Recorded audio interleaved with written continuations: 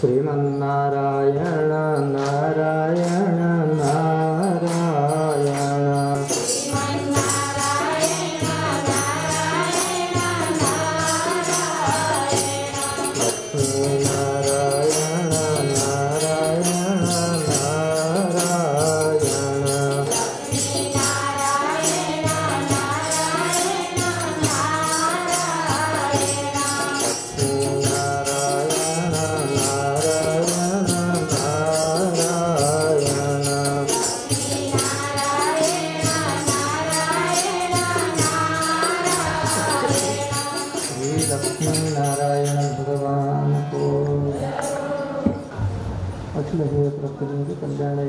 श्री समस्त वस्तु विलक्षण अनंत ज्ञानानंद स्वरूप परब्रह्म पुरुषोत्तम श्री सीतारामचंद्र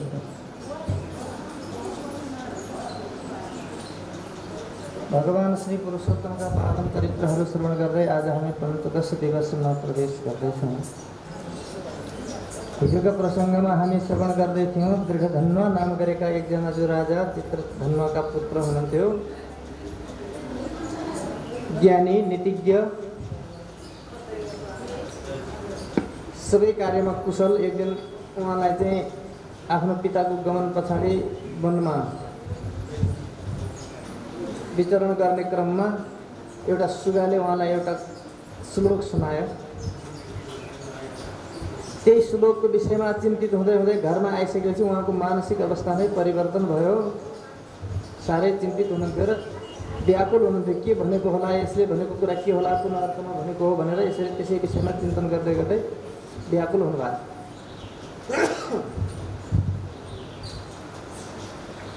अगाडि के भयो, त्यसले के भनेको रहेछ, कसरी उनको त्यो समस्याको समाधान भयो भन्ने कुरालाई चाहिँ अगाडि बढाउँदै हुनुहुन्छ। नारायण भगवान हुनुहुन्छ। अथ चिन्ता सुरास्यास्य गृहं वाल्मीकि आयो यो रामचरितम दिव्यम चकार परमद्भुतम।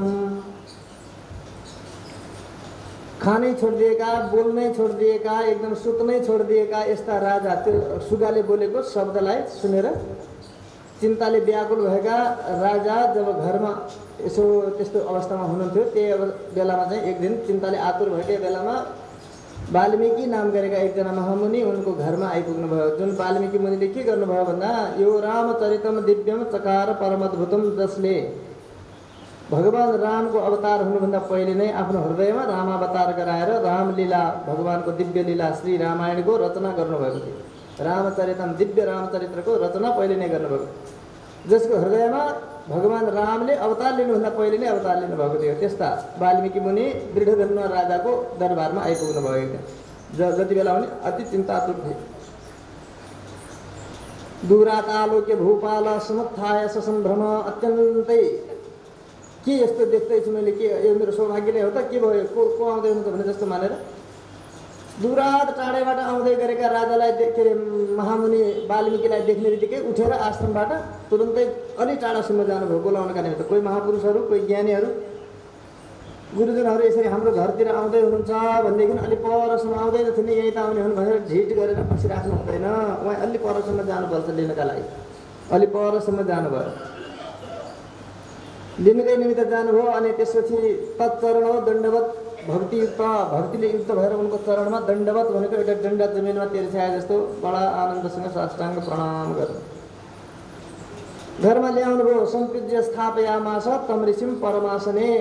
सम्पूज्य पूजा गर्नुभयो, हात धोइदिनु भयो, चरण धोइदिनु भयो, चरणामृत पान गर्नुभयो। त्यस पछाडि अर्घ्यपाद्य भइसकेपछि धूप दीप इत्यादिहरू, भेट सामग्रीहरू, फलफुल गन्धमूल आदिहरू, केही बालभोग आदिहरू गराइसकेर राम्रो राम्रो वस्त्र श्रृङ्गारहरू पनि अर्पण गरेर पादौ अङ्गगतौ कृत्वा कराभ्याम समलालयत। महामुनिका श्रीचरणलाई आफ्नो काखमा यसरी राखेर सेवा गर्न लाग्यो। महामुनिले आसनमा बस्नुभयो, आसनभन्दा तल टिक्का आसनको छेउमा आफू बस्नुभयो। सेवा गरिसकेपछि भगवानको उन ऋषिका चरणलाई चाहिँ आफ्नो काखमा राखेर सेवा गर्न लाग्यो, मसल्न लाग्यो।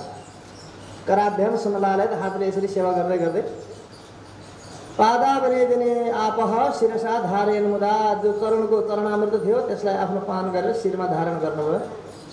उवाच स्निग्धया वाचा स्मरण कीरवतो नृपः। स्निग्ध मीठो वचनद्वारा वाल्मीकि मुनिलाई चाहिँ त्यो जङ्गलमा सुगाले भनेको कुरालाई चाहिँ सम्झिँदै सम्झिँदै भन्न लाग्नुभयो।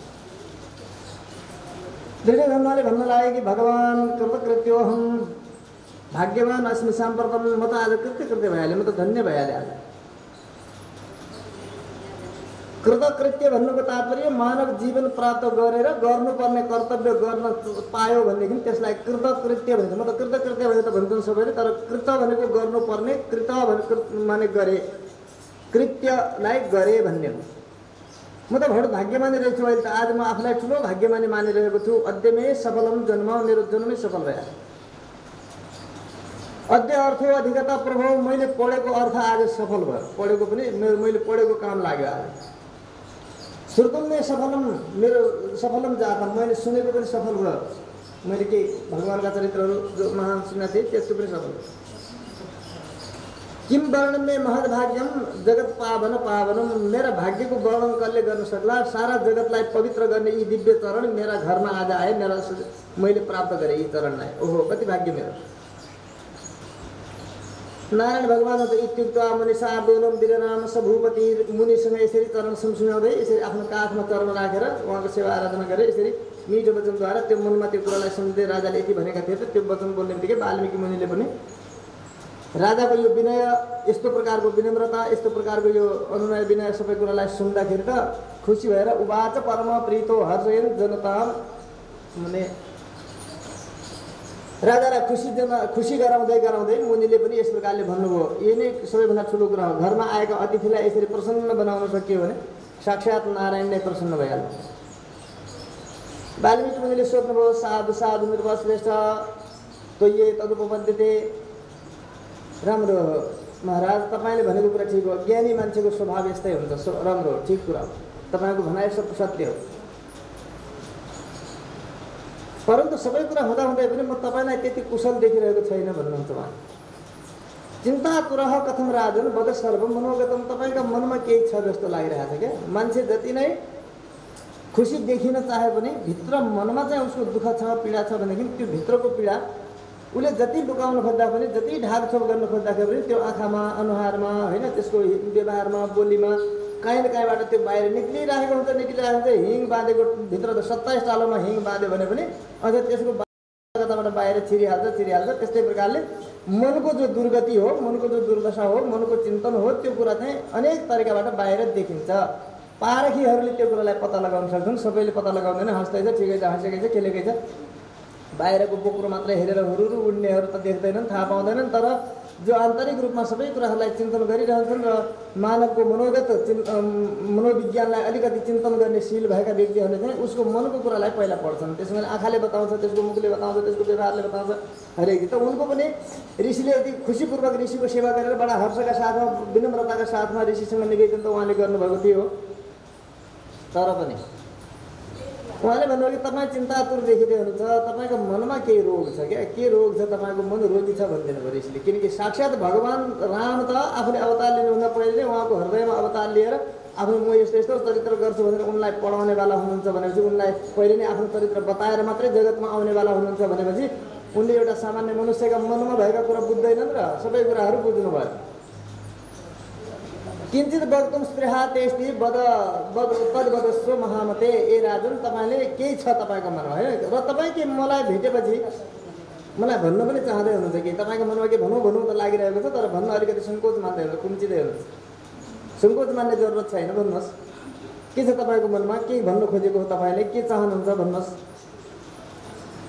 यसरी सोधेपछि दृढधन्न राजाले भन्नुभयो कि भवदीय पदाम भोज कृपया मे सुखम सदा, हजुरका चरण कमलका कृपाले गुरुवर ऋषिवर मेरो घरमा सबै कुरा राम्रो छ, आनन्द छ, मलाई सबै आनन्द छ, हजुरका चरणको कृपा छ मलाई। परन्तु एको महान विद्वान सन्देह हृदयमा, हजुरको विद्वानै हुनुभयो, आखिर जानिहाल्नुभयो मेरो कुरा, होइन, मेरो मनको कुरा मेरो भित्र पढिहाल्नुभयो तपाईँले, बाहिरबाट ढाकिरहेको थिएर पनि मेरो भित्र हजुरले पढिदिइहाल्नुभयो। अब ठिकै छ भने मेरो मनमा साँच्चै नै एउटा सन्देह छ, मेरो मनमा चाहिँ एउटा कुरा आइरहेको छ, सन्देह छ, शङ्का छ। त्यो शङ्का केही गरेर दूर भइरहेको छैन, हजुर कृपालु हुनुहुन्छ, विद्वान हुनुहुन्छ, त्यसो भएको हुनाले तम अपाकुरु, त्यसलाई दूर गरिदिनुहोस्, त्यसबाट मेरो रक्षा गर्नुहोस्। शल्यम तम वन्य किर मुखोद्गतम, त्यो कुराको चिरफाड गरिदिनुहोस् मलाई, होइन, शल्य क्रिया गरिदिनुहोस्। त्यो भित्रको जो शङ्का भएर बसेको छ के हो त त्यो कुरा भन्दाखेरि वनले किर मुखोद्गतम, वनमा एउटा सुगाका मुखबाट गाइएको एउटा कुरा छ, त्यो कुरा चाहिँ मैले बुझ्न सकिनँ। के भन्नु खोज्या के भन्नु त भन्दाखेरि उनले अब त्यो सुगाले भनेको कुरा सुनाउनुहुन्छ। कदाचित मृगया काम हो गतोहम गहने भने हेर्नुहोस् मुनिवर, म कुनै दिन यसो मनमा वैराग्य लागेर वनतिर जाउँ भनेर यसो वनतिर घुम्नका लागि मृगहरूको निमित्त वनमा गएको थिएँ। घुम्दै घुम्दै भ्रमण घुम्दै घुम्दै मैले त्यहाँ एकदम भोक प्यास पनि लाग्यो, थकाइ पनि लागेको थियो र एउटा कासा र एउटा तलाउ देखेँ मैले बडा सुन्दर। त्यहाँ गएर मैले जल पिएँ, बडा सुन्दर जल थियो, मिठो जल पिएपछि अलिकति थकाइ पनि लागेको थियो। एकछिन बसिहालौँ भनेर त्यहाँनिर त्यो जलकै छेउमा चाहिँ बडा राम्रो एउटा नेग्रोदको वृक्ष थियो होइन, उमरको वृक्ष थियो, बडा राम्रो घन छायाले युक्त भएको बढिया थियो। र एकछिन त्यो रुखको छायामा म यसो बसेको मात्रै के थिएँ, त्यो माथि चाहिँ रुखमा चाहिँ एउटा त्यो सुगा देखियो होइन। त्यसले चाहिँ के गर्यो त भन्दाखेरि मनोद विधायकम, अत्यन्त मनलाई चाहिँ यस्तो प्रकारले मोद गर्ने खालको, मनलाई खुसी गर्ने खालको मिठो स्वरमा त्यो सुगाले गाउन लाग्यो। दत्त दृष्टि रहम यावत जातस भन्नु पत्रिन, मैले जबसम्म त्यो सुगाकोसम्म मेरो दृष्टि पुगिरहेको गाउने यति राम्रोको, पहिला त कोही मान्छे बोल्दै थियो कि जस्तो पनि लाग्यो, यताउति हेरेर कोही देखिएन, माथि हेरेर सुगा कति राम्रो त्यो सुगाले गाइरहेको थियो। एउटै श्लोक बारम्बार त्यसरी गाउँदै थियो। ताबन माम सम्मुखी भूया श्लोक मेघम पाठ छ, त्यो मैले उसलाई देख्ने बित्तिकै ऊ नजिक आयो झन्, माथिबाट पनि भाग्नुपर्ने चरो बोलको चरो होइन, तर ऊ त झन् नजिक आएर एकदम नजिकै आइपुगेर यस्तो एउटा श्लोक बारम्बार गाउन लाग्यो। के भन्छ त्यसले गाएको श्लोक वाल्मीकिलाई सुनाउनु भयो। सबैलाई हिजो सुनाएको थिएन, के गाएर सुनाएको त्यो सुगाले के गाउँदै थियो त भन्दा विद्यमान अतुल सुखमालोक्या अतीव भूतले न चिन्तयसि त्वं तत्त्वं त्वं तत्कथं पारमेष्यति भनेको थियो त्यसले। विद्यमान अतुल सुखमालोक्या अतीव भूतले न चिन्तयसि तत्त्वं त्वं तत्कथं पारमेष्यति, यही मात्रै गाइरहेको थियो, बार यही गाउँदै थियो। के भनेको थियो, इतिबाट सुखे नोक्तम आकर्णे अहम, यो यस्ता प्रकारले सुगाले बारम्बार गाएको यो श्लोकको वचनलाई सुनेर सुविस्मितम, म त छक्क परेँ। के भन्दै थियो त्यसले, विद्यमान अतुल सुखम आलोक्य अतीव भूतले न चिन्तयसि तत्त्वं त्वं तत्कथं पारमेष्यति। ए राजा, अहिले त अतुल सुख कसैसँग तुलना गर्न नसकिने यस्तो दिव्य महान सुख पाएर मस्त भएर संसारमा अति आनन्दले बसिरहेको छ पृथ्वीमा होइन, यस्तै हो सधैँ भन्ने सम्झेको होला। पछि गएर नचिन्तयसि तत्त्वं त्वं, वास्तविक तत्त्व चिन्तन गरेको छैनस् तैँले, के हो त्यो तत्त्वको खोजी गरेका छैनस्, यही ताल हो भनेदेखि तत्कथं पारमेष्यति, यो दुनियाँको सागरबाट पारे कसरी लाग्ने होस् त भनेर यस्तो भन्दै थियो। त पार कसरी हुने हो यो चिन्ता छ, तत्त्व चिन्तन गरेको छैन, संसारमा सुखै छ, खान पाएको छ, हिँड्न पाएको छ, बोल्न पाएको छ, मस्किन पाएको छ, रमाइलो गर्न पाएको छ, के बिग्रिरहेको छ र भनेर यस्तैमा चाहिँ हुरु गरिरहेको छ जिन्दगी, त आनन्दै चलेको छ। तत्त्व चिन्तन के हो भनेर वास्तवमा गहिराइमा सोच्न छोडेको छस् होइन, मोदै छ ठिकै छ भन्ने यस्तै हो भन्ने सम्झेको छ। यदि तत्त्व चिन्तन गरिनुहोस् यस्तो अमूल्य जीवन पाएर भने पार कसरी हुने कुन्नी भन्दै थियो। त्यो कसरी पार लाग्ने हो खोइ पनि थाहा छैन। राम जाने भन्दै थियो क्या उसले, राम जाने कसरी पार लाग्ने हो पनि होइन, उनै रामलाई थाहा होला, जाने कहाँ होला भन्दै थियो होइन, जाने कहाँ होला, आफूलाई जाने ठाउँ आफूलाई थाहा हुनुपर्छ, उनै रामलाई थाहा होला भनेर जाने बाटो रामलाई त थाहा छ नि त, आफूलाई पनि थाहा हुनु पऱ्यो नि कहाँ जाने भन्ने कुरा। अब हिँडिरहेको बेला राम भेटिएनन् भने फेरि बाटो कसले देखाइदिन्छ, आफूलाई थाहा हुनुपर्छ जाने बाटो होइन। त्यस भएर उनै रामलाई थाहा होला, जाने कहाँ होला होइन, मैलाई थाहा होला, जाने कहाँ होला भन्नुपर्छ। यस्तो भन्दै थियो त्यो सुगाले होइन। त्यस्तो वचनलाई सुनेर न त ज्ञातमहं ब्रह्मन् किमु वाच हरिच्छद, त्यसले के भनेको हो मैले बुझ्न सकिनँ। त्यो सुगाले कसलाई भनेको हो, के भन्नु खोजेको हो। यो मे हर्ष हार्द सन्देह, यो मेरो हृदयमा यही कुरो के दिनदेखि खेलिरहेको छ, के भनेको होला यसले, के भनेको होला भनेको। भगवान् उच्छेत्तमा रति, त्यसमा हजुर ज्ञानी हुनुहुन्छ र यो त्यसले भनेको त्यो सन्देश मलाई के भन्नु खोजेको त्यो सुगाले त्यो दूर गरिदियोस्। मम राज्य सुखम पुत्र चत्वारस्तार दर्शन, मेरो राज्य पनि बडा राम्रो छ, पुत्र पनि 4वटा छन् जो अत्यन्त सुन्दर पनि छन्, बडा सबै चिज मेरो परिपूर्ण छ, केही चिजमा कमी छैन। पत्नी पतिव्रता रम्य गजासुरथ पतय, पतिव्रता पत्नी पनि छन् होइन, पत्नीबाट पनि कुनै प्रकारको आपत्ति छैन। रम्य अति सुन्दर रमणीय सबै चिजहरू छन्, गज हात्तीहरू छन्, अश्व घोडाहरू छन्, पत्तय भनेको होइन यसै प्रकारले पैदल या त्यस्ता प्रकारका चतुरङ्गिरी सेनाहरू पनि छ। समृद्धि छ, अतुल छ, कसैसँग तुलना गर्न नसकिने खालको समृद्धि छ। ब्रह्मन् केन पुण्यले मेधुना, मलाई यी सबै चिजहरू कुन पुण्यका प्रतापले मिल्यो होला मैले यो कुरा नि बुझ्न सकिरहेको छैन। एतत् सर्वं समासेन विचारे भक्तमहर्षि, यही चिन्ता मेरो मनमा छ। हजुरले सोध्नुभयो के छ तपाईँको मनमा भनेर, हजुरले सोध्नुभयो यही हो मेरो मनमा भएको कुरा, यो चिन्ता। यो मलाई सम्पत्ति यति राम्रो कहाँबाट मिल्यो, यति अनुकूलता संसारमा कसैलाई, किनकि संसार सबैको लागि प्रतिकूल हो, यो दुःखालय हो भनेर भनिन्छ, कसैका लागि यति अनुकूल बन्दैन। मेरो लागि यति अनुकूल संसार कसरी बन्यो र त्यो सुगाले के भन्यो, मलाई के भन्न खोजेको हो भन्ने कुरा मैले बुझ्न सकिनँ। श्रुत्वा वाक्यानि भूपस्य वाल्मीकि मुनि सप्तम, मुनिहरूमा श्रेष्ठ श्री वाल्मीकि मुनिले पनि राजाका यी वचनहरूलाई सुनेर के भन्नुभयो, प्राणायाम परो भूत्वा मुहुर्तम ध्यानमास्ता, प्राणायाम गर्नुभयो र एकछिन ध्यान गर्नुभयो। के होला त, त्यो को रहेछ, त्यो सुगा को रहेछ, राजालाई भनेको कसलाई के भनेको, त्यो ध्यान गर्नु, विचार गर्नु, यो सोच्नु भएको छ। कराबलवद विश्वम भूतम भव्यम भवत्, जुन ऋषिका हातमा राखेको अमला जस्तो सम्पूर्ण विश्व हातमा छ, जसरी पनि जे पनि जान्न सक्नुहुन्छ त्यस्तो ज्ञान निधि हुनुहुन्छ। उहाँलाई त्यो जान्न कति बेर लाग्छ र एकैछिनमा सबै कुरा पत्ता लगाएर उहाँले भन्नुभयो, विलोक्य हृदय निश्चिन्त्य राजानम प्रतिवाच छ।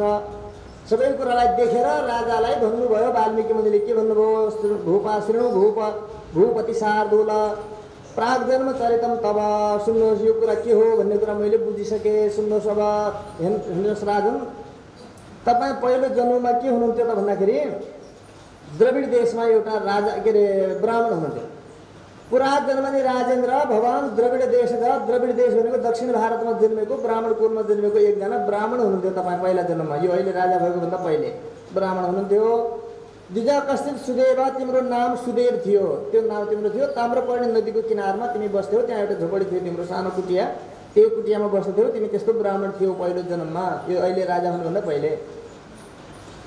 त्यस बेला पनि तिम्रो स्वभाव कस्तो थियो त भन्दाखेरि धार्मिक, अत्यन्त धर्मको स्वभाव भएको, सत्यवादी, साँचो मात्रै बोल्ने, होइन, यथालाभेन तोषवान, कहीँ तापड तुपुड नगर्ने, दुनियाँदारी मरिहत्या नगर्ने, कमाउनका लागि यथालाभेन सन्तुष्ट, जे मिल्छ भगवानको इच्छाले भगवत कृपाले जे प्राप्त हुन्छ, मेरो कर्मले मेरो प्रारब्धले यही मिलेको छ, मैले यसैमा सन्तुष्ट हुनुपर्छ भन्ने सन्तोषी ब्राह्मण हुनुहुन्थ्यो तपाईँ, होइन। वेदाध्ययन सम्पन्न, सम्पूर्ण वेदको अध्ययनलाई पनि सम्पन्न गर्नुभएको थियो। विष्णु भक्ति परायण, भगवान विष्णुको परम भक्त वैष्णव हुनुहुन्थ्यो तपाईँ त्यो जन्ममा भने। अग्निहोत्र आदि यागस्थ तोषयामास तम हरिम, रात दिनदिनै प्रत्येक दिन चाहिँ अग्निहोत्र आदि गरेर र विभिन्न प्रकारका यज्ञ याग आदिहरू गरेर पनि तपाईँले त्यस्ता सर्वेश्वर भगवान श्री हरिलाई तोषयामास, प्रसन्न बनाउनु भएको थियो आफ्नो जीवनमा। त्यो ब्राह्मण भएकै बेलामा त्यस्ता प्रकारले हरि प्रसन्न हुनुहुन्थ्यो। सदैवं वर्तमानस्य भार्याशील बरबर्णी, त्यही अवस्थामा तपाईँको होइन भार्या पत्नी पनि एउटा सुन्दर थिइन्, बरबर्णी बडा राम्री, जसको नाम गौतमी थियो। गौतमी जसकी तपाईँकी भार्या थिइन्, होइन, गौतमी नामले विख्यात भयो कि गौतमस्य सुता शुभा, गौतम ऋषिकी नै छोरी भएको हुनाले उनलाई गौतमी भनेर यस प्रकारले भनिन्थ्यो। यिनको साथमा तपाईँको विवाह भएको थियो, पत्नी पनि राम्री थिएन। उनले पनि पतिम परेतरत प्रेमणा भवानी भवम प्रभु, जसरी पार्वती माताले भोले बाबाको सेवा गर्थिन् त्यसै गरी ती बिचारी ब्राह्मणी गौतमीले पनि तिम्रो खुब राम्रोसँग परिचर्या सेवा गरेकी थिइन्, राम्रै थिइन्। गृहमेधी गौतस्य वर्तमानस्य धर्मतः, गृहमेधी कर्म भनिन्छ घर गृहस्थ आश्रममा गर्नुपर्ने कर्ममा बहुत कुशल, कसरी घरलाई चिटिक्क सजाउनुपर्छ, घरमा कोही यो घरमा चाहिँ अलिकति लथालिङ्ग छ भनेदेखि यो घरका मान्छे असभ्य छन्, राम्रो रहेछन् भन्ने कुरा पनि छ। घरलाई बिहान घरको प्रत्येक घरमा चाहिँ यस प्रकारले लिपोत गरेको छ, माने ढोका माने फुल इत्यादि कलश आदिहरू सजाइएको छ, गेट माने त्यस प्रकारले सुन्दर बनाएको छ, झाडु पुछा राम्रो गरिएको छ, आउने जानेहरूको लागि बस्ने कुराहरू पनि सब ठिकठाक साफ सुथराहरू सबै गरेको छ, होइन। बोली आउने बित्तिकै कसैको स्वागत सत्कार गर्ने व्यवहार पनि राम्रो छ, मिठो बोली छ, यस्ता यस्ता कुराहरू सबै गृहमेधी कर्म भनिन्छ।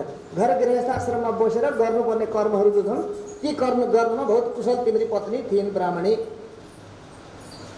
यसरी बढ्दै बढ्दै होइन वर्तमान से धर्मतः धर्मपूर्वक रहने, सधैँ धर्ममा रहने, धर्मलाई कहिले नछोड्ने त्यस्ता स्वभावका दुईटै पति पत्नी हुनुहुन्थ्यो। व्यतीत सुमहान काल प्रापासौ सन्ततिम नहीं, यसरी धेरै धेरै लामो समय तिमीहरूको धेरै विवाह भएको समय पनि बित्यो र पनि तिमीहरूले सन्तति पाएनौ, सन्तान भएन तिमीहरूका ब्राह्मणहरूका, दुईटै ब्राह्मणी भएको अवस्थामा सन्तान भएन।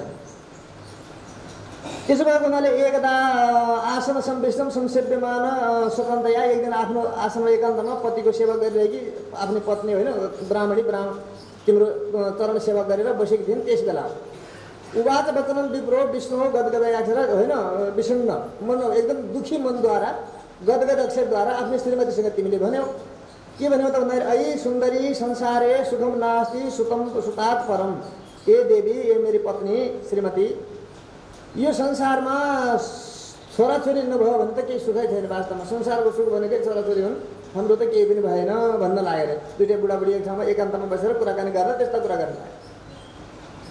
लोकान्तरम सुखम पुण्यम तपोदान समुद्भवम, लोकान्तरदेखिको पनि सुख जो हो अन्य लोकको पनि सुख छोराले नै दिन्छ। यहाँ छोरो भयो भनेको क्रियाकाज गर्नेलाई यसो गरेर होइन, यसो के गरेर त्यसो काम गरेर परलोकलाई पनि सुधार देला। तपोदान समुद्रमा तपस्या गऱ्यौँ, दान गऱ्यौँ, पुण्य गऱ्यौँ, त्यसबाट उत्पन्न हुने जो सन्तति हो त्यो कस्तो छ? शुद्ध वंशावली पारत्रय छ शर्मणे होइन, शुद्ध वंश पनि बढ्ने होइन, शुद्ध वंशको शुद्ध पवित्र छोरो भएर यो लोक परलोक पनि सुध्रिने यसरी हुन्छ। तम अप्राप्य वरम पुत्रम जीवितम मम निष्फलम, त्यस्तो प्रकारको एउटा सन्तति नपाउनाले मेरो जीवन निष्फल भयो, मैले सन्तति पाइनँ भन्नु। नलालितो मया पुत्रो वेदार्थो न प्रबोधित, मैले छोरोलाई छोरासँग जस्तो अरूका बुवाहरूले छोरालाई कति माया गरिरहेका छन् भने त्यो मैले पाइनँ। छोरोलाई लालन पालन गर्ने, छोरासँग माया गराउने, लाड लडाउने जो एउटा सुख थियो त्यो सुखबाट म वञ्चित भएँ। र त्यस्तो एउटा छोरो पाइदिएको भयो, अरूले त छोरा पाए खालि लाड मात्रै लडाएका छन्, परन्तु उनीहरूले पढाउन लेखाउन सकेका छैन। मैले त वेदको पनि ज्ञान पाएको थिएँ, मैले छोरो पाएको थिएँ भने आफै जस्तो वेदको ज्ञान उसलाई हस्तान्तरण गरेर एउटा धर्मको रक्षा त गर्दै कम्तीमा वेद पनि पढाउन पाएन मैले छोरालाई। नोदवा हस्तकृतस्य, छोराको बिहा गरेर मजासँग बुहारीसँग होइन, बुहारी राख्नु पनि पाएन मैले, एउटा बुहारी पनि ल्याउँथेँ त्यो पनि पाएन। वृथा जन्म गतम मेरो जन्म बेकार भयो। माने यो दुनियाँको सोच नै यस्तो, यो सबैले सोच्ने कुरालाई चाहिँ मान्छेलाई यस्तो सोच्छन्, यो नसोच्ने कुराहरू भन्ने कुरालाई चेतना दिनका निमित्त यी वस्तुहरू, यी उदाहरणहरू, यी एउटा दृष्टान्तका रूपमा यी चिजहरू आइरहेका हुन्छन्। हरेक व्यक्तिको मानसिकता कस्तो हुन्छ त भने यही संसारका चिजहरू बुझिरहेको छ। हरेक त्यो मानसिकताले यही दुनियाँमा हराउने चिजहरू जो 2 दिनको छ, जो क्षणिक छ, त्यसलाई यो क्षणिक हो, यो अल्प हो, यो काम नलाग्ने हो, यो संसार भनेको एक दिन त्याग्नुपर्ने चिज हो, यो त्याज्यका प्रति मैले मन आकृष्ट गरेर यसैमा डुबेर मैले आफूलाई समाप्त गर्नु हुँदैन भन्ने चिजतिर चेतना जागेकै हुँदैन भन्ने देखाउनका लागि यस्तो गरेको। यो चेतना जगाउन सक्दैन उसलाई हर कुनै व्यक्ति, यत्रो वेद पढेको ज्ञानी ब्राह्मणलाई पनि मनमा त्यस्तो प्रकारको भावना खेलि नै रहेको छ। त्यस्तो प्रकारको, किनकि यो प्राकृतिक वस्तुहरूद्वारा निर्माण गरिएको यो शरीर भएको हुनाले यसभित्र रहेका मन बुद्धि आदिहरूले निरन्तर प्रकृतिकै चिन्तन गर्दछन्। त्यसकारण प्रकृति हाम्रो विरोधी हो, त्यसले निरन्तर हामीलाई अज्ञान अन्यथा ज्ञान र विपरीत ज्ञान पैदा गर्छ। त्यो उम्लिएको त्यो बाढी जो हुन्छ अज्ञान अन्यथा ज्ञान र विपरीत ज्ञानको बाढीमा हामीलाई बगाइरहेको हुन्छ। सावधान चेतनहरू मात्रै यस प्रकृतिको चङ्गोलबाट, यो बाढीबाट बाँचेर अलिकति किनारे लागेर भगवानको एउटा फेर पकड्न पाउँछन् र भगवानतिर लम्किन पाउँछन्, अन्यथा सबैका बसको भोज छैन, यो अप्ठ्यारो छ। यस्तो सोच्नलाई खिन्न मन भएर त्यस प्रकारले मेरो जीवनै निष्फल भइहाल्यो भन्छन्। अब सद्यो मे मृत्युरे वास्तु न यहाँ सुस्त प्रियम मम, ओहो मलाई आयु पनि प्यारो छैन, मलाई धेरै दिन बाँच्ने चाहनै छैन। मलाई त यो कालले पनि मलाई त रुचाउँदो रहेछ भने कसैले भने काल मलाई म त काललाई पनि तितो लाग्दो रहेछ। धेरै दुःख भएका मान्छे बुढापाकाहरू कहिलेकाहीँ भन्छन् कि काललाई पनि म त तितो लाग्दो रहेछु, आउँदैन खान पनि भन्छन् क्या कोही हो। त्यस्तै प्रकारले उनले पनि भन्छ म त कालको लागि पनि तितो करेला जस्तो भएछु खाँदै खाँदै। आयु मलाई मन परेको छैन, धेरै बाँच्न चाहन्न। इत्थम प्रिय बच्चा श्रुत्वा सुन्दरी खिन्न मानसा, बिचारी उनकी श्रीमती, अब श्रीमतीलाई सम्झाउनु पर्ने, उसले दुःख माने पनि आफूले सम्झाउनु पर्ने ठाउँमा झन् श्रीमतीलाई नै यस्तो आफूले व्याकुल कुरा सुनाउँदैछन् ब्राह्मणले। समाज श्वासैतम धीरा प्रिय वाक्य विशारदा, बोल्नमा विशारद भएकी, बोल्नमा राम्रो प्रिय मिठो बोल्ने, जति नै दुःख भए पनि सबै दुःखलाई दबाएर, पीडालाई दबाएर, मनका कुराहरूलाई दबाएर पनि सबैलाई रिझाउनका निमित्त मिठो मधुर बोलीले बोल्नुपर्छ भन्ने बानी भएकी ब्राह्मणलाई सम्झाउन थालेन्। के भन्नु लाग्यो? अभिवदत बच्चा सौम्यम प्रिय प्रेम परिप्लुताः होइन, आफ्ना प्रिय पतिको प्रेममा परिप्लुत भएर यसरी भन्न लागेन। उनले के भन्न लागेन? मामा प्राणेश्वरा ब्रूही तुच्छ वाक्य अनि साम्प्रतम, होइन प्राणेश्वर हजुर यस्ता प्रकारका तुच्छ वाक्य किन बोल्नुहुन्छ? बाँच्नै चाहन्न, बाँचेको सार्थक भएन, धिक्कार हो यस्तो जीवन, यसो त्यसो होइन, मलाई काल पनि आउँदैन, यस्ता कुरा पनि बोल्छन् त। यो के बोल्नुभएको हजुरले? यस्तो अशुभ कुराहरू यस्ता बोल्नु हुँदैन हजुर। भगवत विधा भागवता नैव मोहिन्ति सूर्य, कोही सामान्य व्यक्ति त्यसरी मोहित भएको थियो, लाटो थियो, अज्ञानी थियो, पढे लेखेको थिएन, कोही मूर्ख कुमार थियो, सत्सङ्ग विहीन थियो, त्यस्तो व्यक्तिले त्यसरी भन्दै थियो भने त केही कुरा थिएन। तर हजुर त चारै वेदको ज्ञाता, यस्तो ज्ञानी ब्राह्मण भएर, एउटा भगवानको परम भक्त भएर, शरणागत व्यक्ति भएर, वैष्णव भएर, अनि यस्तो प्रकारको तपाईँ जस्ताले पनि सोध्छन् त यस्तो, तपाईँले सोचेको चाहिँ सहायन है, पटक्कै पनि सहायन। अरू नजान्ने विचारहरू शरणागति पनि गर्न जानेका छैनन्, ज्ञान पनि छैन, केही पनि छैन, सङ्गत पनि छैन, सत्सङ्ग पनि छैन, स्वरूप पनि बुझाएको छैन। हो त्यस्ता व्यक्तिहरू बिचरा संसारको सुख एकअर्काको देखेर अलमलिए होलान्, बिचराहरू उनीहरूलाई आकृष्ट भयो होला मन र त्यसो बोले भन्ने सोच पनि आगोले व्याकुल हुनुहुन्छ। परन्तु अब तपाईँ जस्तो ज्ञानीले पनि यसो गरेको काय सोच त? सत्य धर्म परोसी त्वम जितम स्वर्ग तया विभो, तपाईँ त सत्य धर्ममा रहनुभयो। तपाईको जस्तो धर्मपरायणता कसैमा पनि छैन। सत्य धर्ममा रहेर यस्तो प्रकारले जितम स्वर्गम तो याद भयो, तपाईँ त स्वर्ग जितिसक्नुभयो, तपाईँको हातमा छ। जतिखेर जान चाह्यो त्यतिखेर स्वर्ग जान पाउनुहुन्छ। छोराले के गर्ने हो र तपाईँको? किन छोरो भएर चिन्ता गर्नु पर्यो? आफ्नो साधनाद्वारा, तपस्याद्वारा, विद्याको अध्ययनद्वारा, स्वाध्यायद्वारा, आफ्नो नित्य धर्म कर्मद्वारा, नित्य नैमित्तिक कर्मद्वारा आफ्नो स्वरूपज्ञ भएर वैष्णव भगवानको शरणागति गरेर भगवानको परम भक्त बनेर धर्मको स्वरूपलाई जानेको हुनाले हजुर कस्तो भइसक्नुभयो त भन्दा स्वर्ग त हजुरका हातमा छ, मुठीमा छ। जतिखेर जान चाह्यो बिहान गयो बेलुका फर्किन्छु भन्दा नि हुने खालको भइसक्यो स्वर्ग तपाईँको। अब तपाईँ चिन्ता गर्नुहुन्छ? कथम पुत्रै सुखम अभावती, कसरी छोराबाट सुख पाइन्थ्यो र छोरो पाइएन भनेर तपाईँले सोच्नुभयो त? तपाईँको मन यस्तो भयो, यो त राम्रो भएन। म तपाईँलाई भन्छु कसले चाहिँ छोराबाट सुख पाएको छ तपाईँले सोच्नु भएको छ? कसैका छोराले सुख दिएनन् आजसम्म। सुख दिने छोरो कोही पनि जन्मिँदै जन्मिएन रहेछ। कसैका छोराले सुख दिएन। ल कोही छ कसैका छोराले सुख दिएको छ भने मेरो छोरो त गजब छ भनेर ल नाक ठुलो बनाएर उठ्न सक्नुहुन्छ? कोही सक्नुहुन्न। कसैको बस्नु छैन। कसैका छोराले पनि सबैका छोराले सताएका छन्। यी बिरालो जस्ता कोपरिरहेका छन्। कसैका छोरा मनमा बसेर कोपरेका छन् भने नमानेर होइन, आफ्नो अनुकूल नभइदिएर। कसैका छोराले वृद्धाश्रममा राखिदिएका छन् र त्यसरी चाहिँ कोपरेका छन्। कसैका छोराले चाहिँ त्यस्तै गरिरहेका छन्। कसैका पनि छोराले सेवा गर्दै सुन्नु ती ब्राह्मणीले आफ्ना पतिलाई सम्झाउन लाग्यो। चित्रकेतु पुरा ब्रह्मन पुत्र शोकेन पातितः। पहिले चित्रकेतु नाम गरेका राजाको कथा त तपाईँहरूले भागवतमा सुन्नुभयो। एकजना चित्रकेतु राजा थिए, 1 करोड रानी थिए। उनका पुत्र पाउनुका निमित्त कति तडपे बौलाए दुनियाँ गरे। एकजना अंगिरा नाम गरेका मुनि उहाँको नजिकमा आउनुभयो। उहाँले चाहिँ अनेक प्रकारले सम्झाउनु खोज्दाखेरि पनि नाइ पुत्रै चाहियो, पुत्रै चाहियो भनेर ल त पुत्रै चाहियो, दुःख शोक र सुख दिनेवाला पुत्र होला, ल ठिक छ भनेर उहाँले दिनुभयो। पछि त्यो पुत्र चाहिँ यस प्रकारले पाएर पनि पुत्रबाट उनलाई शोक नै भयो, केही पनि पाएन। पुत्र आफ्नो ठाउँमा गयो, आएर उनलाई सम्झाउनु खोज्दाखेरि पनि उनसँग बोल्दै बोलेन। अनि बल्ल थाहा पाए चित्रकेतुलाई त्यत्रा करोड रानीबाट पनि सन्तान नहुँदा त्यो पीडा थियो र पनि पाएर पनि सुख भयो। नारद र अंगिरा ऋषिले सम्झाउनु खोज्दाखेरि पनि मानेनन्। पछि नारद अंगिराकै नारद ऋषिको ज्ञानद्वारा उनी माने सिद्धहरूका पनि अधिपति बने। त्यसै प्रकारले तथा अंगराजा पुत्र बेनाद वनगमन निशी। त्यसै अंगराजाको कथा सुन्नुभयो तपाईँहरूले भागवत। अंग नाम गरेका राजा हुनुहुन्थ्यो। सन्तान नहुँदा बडा पीडित हुनुहुन्थ्यो। कसरी एउटा सन्तान भयो, त्यो सन्तान भयो बेन जस्तो। न यस्तव्यम न दातव्यम न हो तव्यम दिजापजित भनेर तुरुन्तै दान धर्म यज्ञ पूजा पाठ सबै चिजको लागि विरोध गर्न लाग्यो। त्यो सबैका कसैका छोराछोरीलाई पीडा दिने, कसैकै रात दिन शिकायत सुनेर त्यही छोराको आपत्तिले गर्दाखेरि बिचरा अंगराजा दुखी हुँदै वनमा गएर आफ्नो प्राण त्यागे। अझै त्यो छोरो पाएर के पायो भने अंगराजालाई पनि त्यस्तै भयो, चित्रकेतुलाई त्यस्तै भयो। सगर राजाका 60,000 सन्तति तपाईँले सुन्नुभयो होला। 60,000 का 60,000 गए कपिलदेव भगवानको अपमान गरेर जलेर भस्म भए, खरानी भए। अझ उनै खरानी भएकालाई उद्धार गर्नका निमित्त 3 पुस्ता बरु तपस्या गर्नु पर्यो गङ्गाजीलाई ल्याउनुका निमित्त। बरु त्यो आपत्ति गराएर गए। छोराले सुख चाहिँ उनलाई पनि दिएन। कसका छोराले सुख दिएर कहीँ देख्नु भएको छ सुख दिएको? कसैका छोराले? आत्मदेव नाम गरेका ब्राह्मणको धुन्धुकारी छोरो जुन त्यसले कति आपत्ति दियो होइन? त्यस्तै प्रकारले कसैका पनि छोराले सुख दिएको मैले देखिनँ। तपाईँ छोराले सुख हुन्थ्यो भन्नुहुन्छ।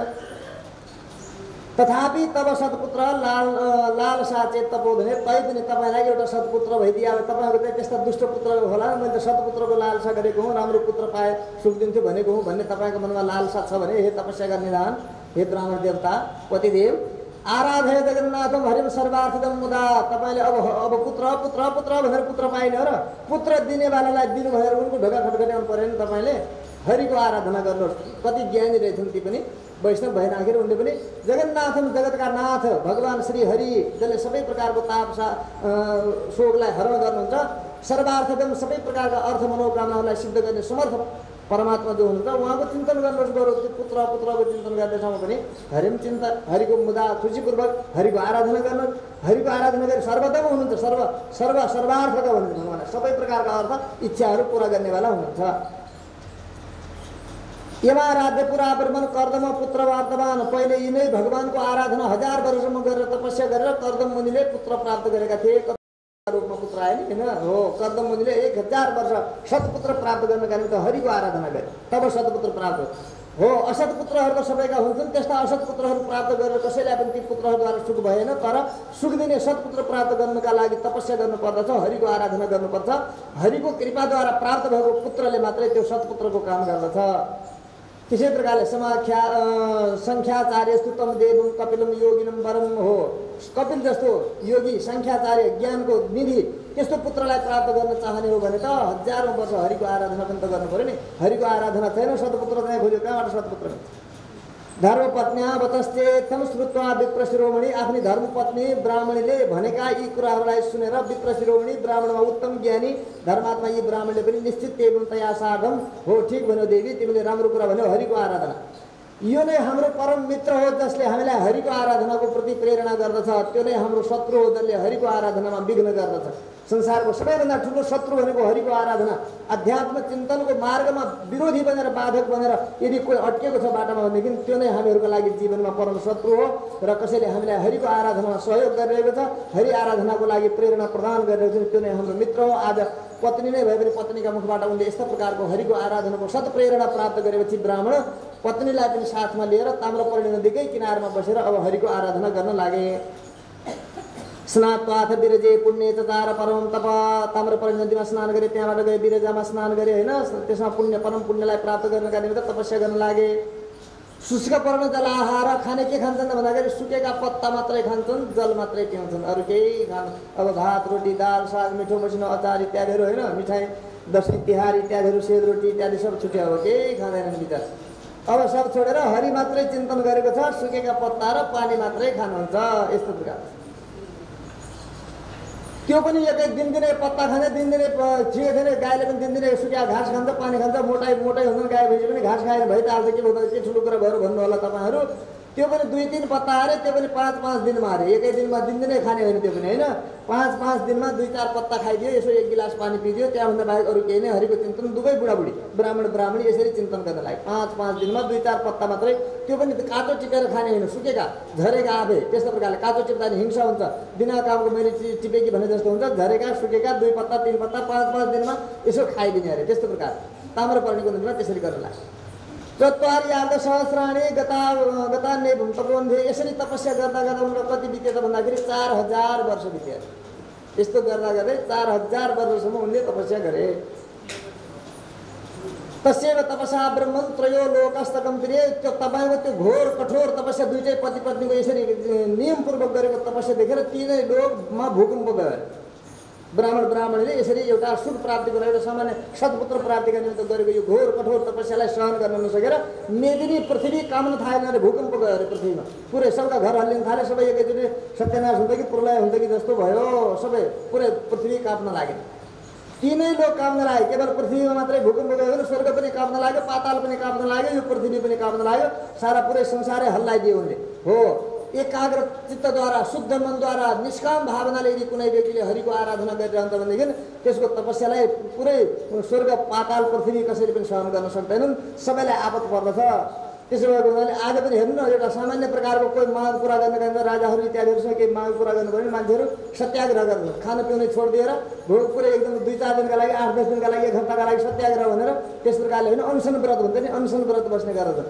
त्यो अनसन व्रत मात्र एउटा 1 हप्ता मात्रै पनि कसैले एउटा माग राखेर अनसन व्रत बस्छ भने सबै हल्लिन्छन् देशै हल्लिन्छ मान्छे सबै सरकारै हल्लिन्छ त्यसरी हल्लिने हो यसरी भूकम्प जान्छ त्यस्तो प्रकार किनकि उसको तपस्याले त्यस्तो प्रकार सत्याग्रह हो त्यो सत्यको लागि आग्रह हो त्यो त्यसमा त्यसलाई सत्याग्रह भनेको भगवानसँग पनि एउटा सत्यका निमित्त गरिएको यो आग्रह त्यो पनि त्यति लामो आग्रह पुरै पृथ्वी काप्न लाग्यो अत्युग्रम तपस्या दृष्टा भगवान भक्तवत्सल उनको यो उग्र तपस्या देखेर संसारमा सबैलाई आपत परेको देखेर भगवान जो भक्तवत्सल हुनुहुन्छ प्रादुर्भूव तरसा करोडो परिसंस्था करोडमा चढेर भगवान दिव्य स्वरूप लिएर अवतार भएर प्रकट हुनुभयो सामनेमा ब्राह्मण ब्राह्मणको सामनेमा भगवान ताम्रपर्णी नदीको किनारमा प्रकट हुनुभयो दर्शन दिनुभयो भगवान अति उग्र तपस्या भइहाल्यो सबैलाई यो तपस्याले अशान्ति गर्न लाग्यो भनेर भगवान प्रकट हुनुभयो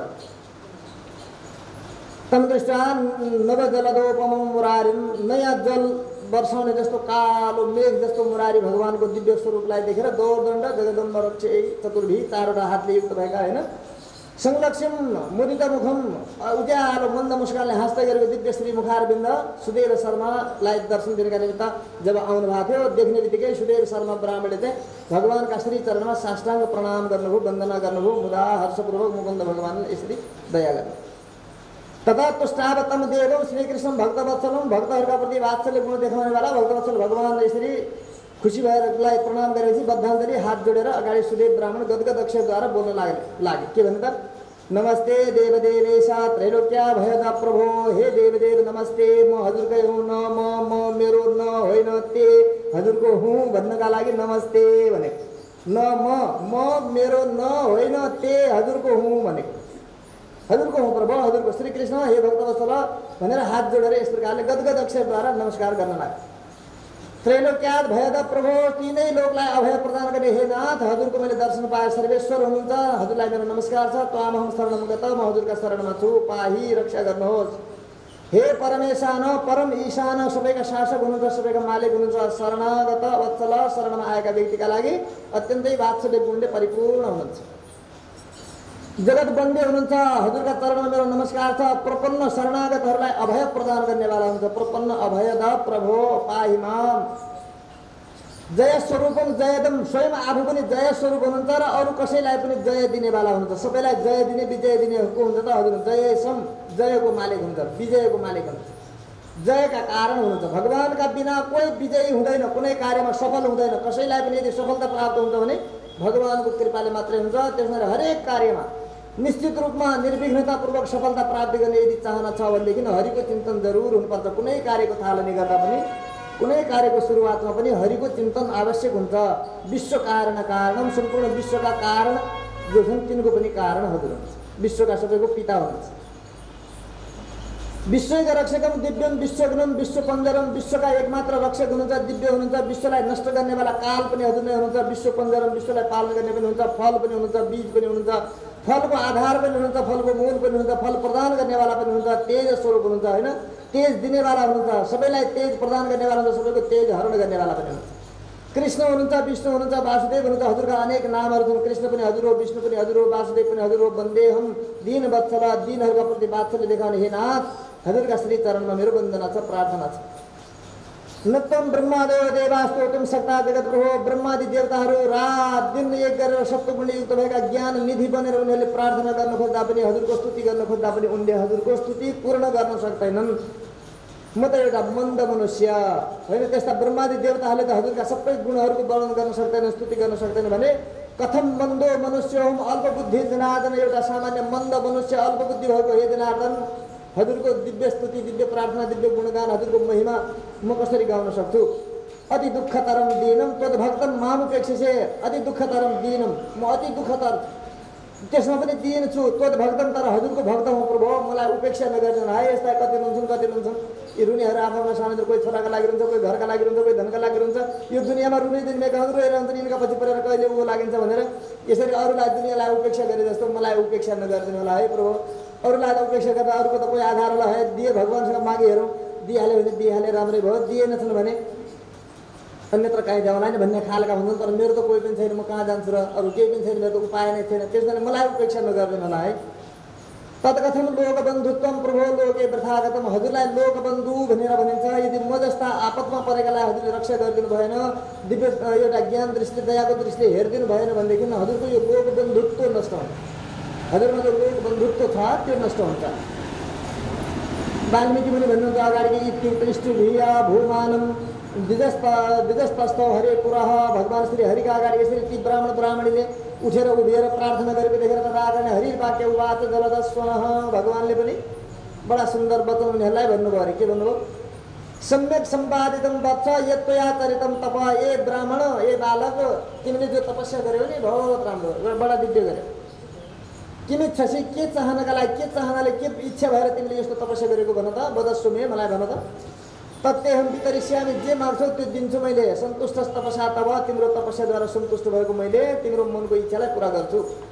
एतादृशम महत् कर्म न के नापि कृतम पुरा, यस्तो महान कर्म कसैले पनि पहिला गरेन, अब पनि गर्छन् कि गर्दैनन् खोइ थाहा छैन, तर तिमीले त गजबै गरिदियौ, ल भन के चाहियो तिमीलाई भन्नुभयो।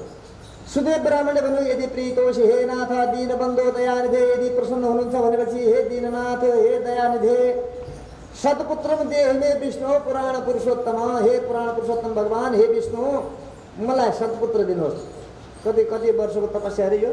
4000 वर्ष तपस्या गर्दाखेरि हो सत्पुत्र प्राप्त गर्नका निम्ति 4000 वर्ष त्यस्तो एउटा सुकेको एक पत्ता र एक गिलास पानी 5-5 दिनमा यसो खाएर गरेको कठोर तपस्याद्वारा सत्पुत्र प्राप्तिका लागि यस्तो। हामी सत्पुत्र प्राप्तिका लागि कति दिन तपस्या गऱ्यौँ, एक दिन एकादशीको व्रत बस्यौँ, राम्रो सत्पुत्र प्राप्त हुनु भनेर छैन। अनि छोरा राम्रा भएनन् भनेर अब रोएर हुन्छ त? सत्पुत्र प्राप्त गर्ने चेष्टा नै गरेनौँ। हामीले पुत्र जन्माउने बेलामा हरिको ध्यानै गरेनौँ, हरिको चिन्तनै गरेनौँ। राम्रो छोरो कहाँबाट हुन्थ्यो विचार। हरिबाट माग्नुपर्छ, हरिको प्रसाद रूपको हुनुपर्छ सन्तान, हरिको प्रसाद हुनुपर्छ। त्यति बेला त अर्कै सोच्यौँ थियौँ, कोही होसैमा थिएन। त्यसो हुनाले फलाधार यस्तो उहाँले भन्नुभयो, सत्पुत्र दिनुहोस् खुसी हुनुहुन्छ भनेदेखि। हरे पुत्रम बिना शून्यम गारस्तम न रोचते, हरि पुत्रका बिनाको गृहस्थाश्रम शून्य लाग्छ मलाई, त्यस कारणले पुत्र त सबैका हुन्छ, सामान्य पुत्र चाहिएन, सत्पुत्र चाहियो। इति विप्रवच श्रुत्वा जगाद हरिश्वर, भगवान् हरिले उसलाई के भन्नुभयो त भन्दाखेरि सत्पुत्र चाहियो होइन। ठिकै छ, त्यसो भएदेखि आदि अदेयमपि ते सर्वं दास्य पुत्रम बिना दिज, यसो हेरेको तिम्रो ललाटमा साँच्चै पुत्रको भाग्य त तिम्रो रहेछ, यो जन्ममा तिमीलाई पुत्र हुने त योग रहेछ, तिम्रो भावीले लेखेको रहेछ। अब तिमीले तपस्या जोरै गरेर यस प्रकारले अनुनय विनय गरेर यसरी सत्पुत्र माग्नलाई यत्रो ठुलो तपस्या गरिसकेको हुनाले अदेय भए पनि दिन्छु भन्नु। अदेय हो यो पुत्र, सत्पुत्र दिनु अदेय हो, दिन सकिने चिज होइन, तर पनि दिन्छु। 4000 वर्ष तपस्या, त्यस्तो कठोर तपस्या गर्दा पनि, त्यो पनि भगवानको कृपाद्वारा भगवानसँग माग्दाखेरि पनि सत्पुत्र पाउन त्यति गाह्रो रहेछ भनेपछि हामी चाहिँ सामान्य मोजमजामा गरिएका जन्माइएका सन्तानहरू सत्पुत्र भएनन् भनेर रुन्छौँ। विचार गर्नुहोस् यो संसार कस्तो छ, कति कर्मको गहन गति हुँदो रहेछ र कसरी चाहिँ यो संसारमा चाहिँ राम्रो बन्न सकिने रहेछ, कति कठोरता रहेछ। तब पुत्र सुखम बच्छ विधाता नैव निर्मितम, वास्तवमा भन्ने हो भने ब्राह्मण देवता तपाईँको विधाताले तपाईँको पुत्र सुख चाहिँ दिएकै छैन, तपाईँको ललाटमा पुत्र सुख भाग्यमा लेखेकै छैन। तदीय भाल फलके वर्णाश्रय ममेक्षता, तिम्रा त्यो निधारमा लेखेका रेखाहरू मैले पढेँ, सबै अक्षरहरू पढेँ, तर छैनन्, छोराहरू चाहिँ छैनन् होइन। तत्र नैवास्ति मे पुत्र सुखम सप्तसु जन्मसु, एक दिन यो जन्ममा मात्रै होइन 7 जन्मसम्म पनि तिम्रो छोरा चाहिँ छैनन् वास्तवमा होइन। तिम्रो छोरा निधारमा तिमीलाई छोरा हुने योग लेखेकै छैन, तैपनि तिमीले अब यत्रो तपस्या गरेर मागिहाल्यौ होला, ठिकै छ। इत्यागर्ने हरिर्वाक्यम वज्र निर्घात निष्ठुरम, भगवानका ती वचनहरू त कस्ता भयो भन्दाखेरि वज्रले हाने जस्तो भयो क्या ब्राह्मणको मनमा त। यो यहाँ छोरो नपाएर कत्रो हैरान भएको मान्छे 7 जन्मसम्म पनि तिमीलाई त लेखिएको छैन छोरो त, तैपनि मागिहाल्यौ दिन्छु भन्दाखेरि पनि उनलाई वज्रले हाने जस्तो भयो। सपपात महित्रेसे छिन्न मूल इव द्रुम, त्यो विचार त भगवानका मुखबाट 7 जन्मसम्म पनि तेरो त ललाटमा विधाताले भाग्यमा छोरै लेखेको छैन भनेर भगवानले स्वयं भन्दाखेरि त जमिनमा त्यो केराको रुख काटेर लडे जस्तो जमिनमा छिन्न मूल जस्तो भएर लडिहाल्यो। पतिम पतिमालोक्य प्रमदा, अत्यन्त दुखिता, पति त्यसरी बेहोस भएर जमिनमा लडेको देखेर बिचारी ब्राह्मणी त्यही थिएन, एकदम प्रमदा व्याकुल भएर रुन लागेर खेल्नु भएन। पश्यन्तिम स्वामिनम पुत्र स्नेहा शून्य मरुरुद, स्वामीको पुत्र शून्य इच्छा, पुत्र बिना नै मर्नु पर्यो भने पुत्र शून्यताको जो भित्र मनमा भावना थियो त्यसले गर्दाखेरि अब छोरो छैन नि मेरा, मैले त छोरो नपाउँदो रहेछु भनेर बेहोस भएर मर्न यसरी आँटेको देख्दाखेरि रुन लाग्यो। पश्चात धैर्य समालम्ब्य साबोचा पतितम पतिम, त्यसपछि धैर्य मनमा कसो गरेर आफूलाई थामेर विचारती गौतमीले ब्राह्मणीले उठेर पतिलाई भने उत्तिष्ठ उत्तिष्ठ हे नाथ तिम्रो स्मरसी मे बच, हे पतिदेव उठ्नुहोस् न उठ्नुहोस्, किन उठ्नुहुन्न, मेरो वचन किन सम्झिनुहुन्न। अब रुँदैछ, पति बेहोस भएर लडिहाले, भगवान्ले छोरा छैनन् भनिसकेपछि त बेहोस भए।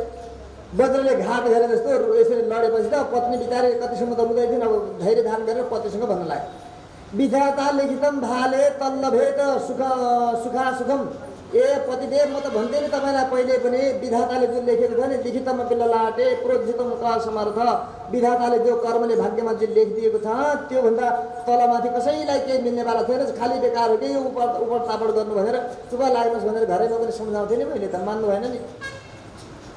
किम करोति रमानाथ सकृतम भुङ्गते नर, होइन खालि बेकारमा यी रमानाथ लक्ष्मीपति भगवानको पछि लाग्ने हो कि बिचरा चाप्लुसी गर्नका लागि पछि लाग्ने मात्रै हो। जब आफ्नो भाग्यमा छैन अभागी खप्पर जहाँ गयो त्यही ठक्कर कहाँ मिल्छ र यहाँ हुनेवाला छैन। रमापतिका भजन गर चाहिँ उमापतिका भजन गर, कसैका पतिको भजन गरेर केही हुनेवाला छैन, भाग्यमा छैन भने कसैको केही हुँदैन भन्थे नि मैले त, तपाईँले मान्नु भएन भन्नुभयो। किम करोति रमानाथ, यो रमानाथले के तपाईँको भाग्यमै छैन भने रमानाथले कहाँबाट ल्याएर थापिदिने हुनु र त्यहाँ छैन। भुङ्गते कथम, त्यसैले अभाग्यस्य कृतज्ञोधो मुमुर्षोरिव भोजनम, होइन अभाग्यको लागि त के हो त भन्दाखेरि कृतज्ञोधो मुमुर्षोरिव भोजनम, अभागी व्यक्तिका लागि भगवानको भक्ति यो त्यो केही पाउँछु भनेर सोच्नु भनेको त मर्ने व्यक्तिका लागि भोजन जस्तो। मर्ने प्राणले भिडभिड लागेको छ, ल खान्छ खिर पकाएको छ अलिकति खान मन लागेको छ भनेर त्यो मर्ने व्यक्तिलाई सोध्या के काम लाग्यो होइन हो। अभागीलाई सोध्नु भने अभागीले चाहना गर्नु भने पनि त्यस्तै हो। तस्य सर्वम वदेत व्यर्थम यस्य दैव मदक्षिणम, होइन त्यसको सबै चिजहरू व्यर्थ हुन्छ। जसको दैव विपरीत छ, भाग्य विपरीत। दैव भनेको पूर्वजन्म कृतम कर्म तद्दैवमिति गच्छति, पूर्वजन्ममा गरेका शुभाशुभ कर्महरू नै दैव माने भाग्य बनेर आएका छन्, तिनै भोग्नु पर्दछ। ती जसका विपरीत छन् भनेदेखि कोही पनि त्यसका लागि समर्थ हुँदैन।